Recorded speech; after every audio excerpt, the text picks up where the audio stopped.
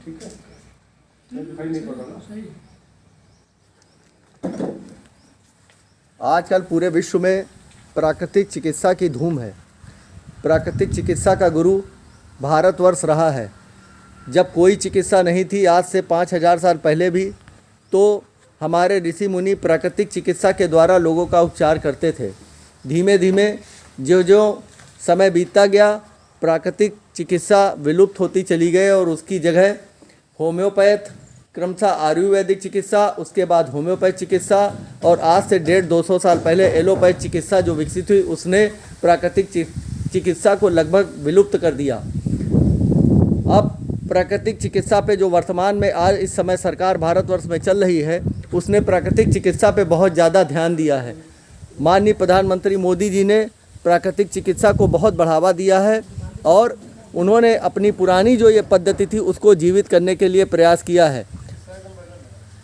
हमारे उत्तर प्रदेश के अंदर गोरखपुर में एक बहुत बड़ा प्राकृतिक चिकित्सा का केंद्र है और वहाँ से बहुत से डॉक्टर्स पढ़ने के बाद निकलकर प्राकृतिक चिकित्सा कर रहे हैं।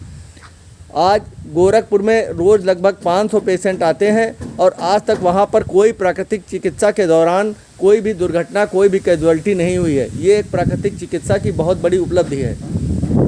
उसी क्रम में हमारे सीतापुर में फौज से रिटायर हुए चिकित्सा कोर्स से श्री प्रमोद कुमार यादव जी जो हैं, प्रमोद यादव जी, इन्होंने वहाँ से प्राकृतिक चिकित्सा से अध्ययन किया। उसके बाद सीतापुर में प्राकृतिक चिकित्सा में अपनी सेवाएं देना शुरू की।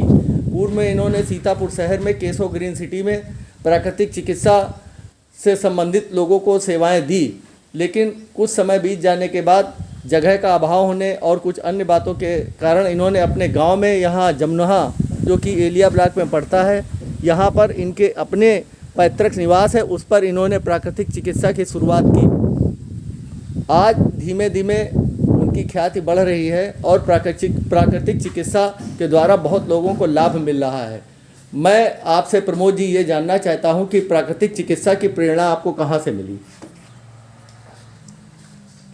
इस चिकित्सा की प्रेरणा हमारे पिताजी से हमको मिली। वो हमारे पिताजी प्राकृतिक चिकित्सक रहे हैं और हम आर्मी मेडिकल कोर में हमने नौकरी की। वहाँ पर भी हमारे जो कई डॉक्टर्स थे इसकी चर्चा करते थे, योग और प्राकृतिक चिकित्सा की। ठीक से जो प्रेरणा हमको मिली हमारे पिताजी से मिली। प्राकृतिक चिकित्सा के दौरान आपने अभी तक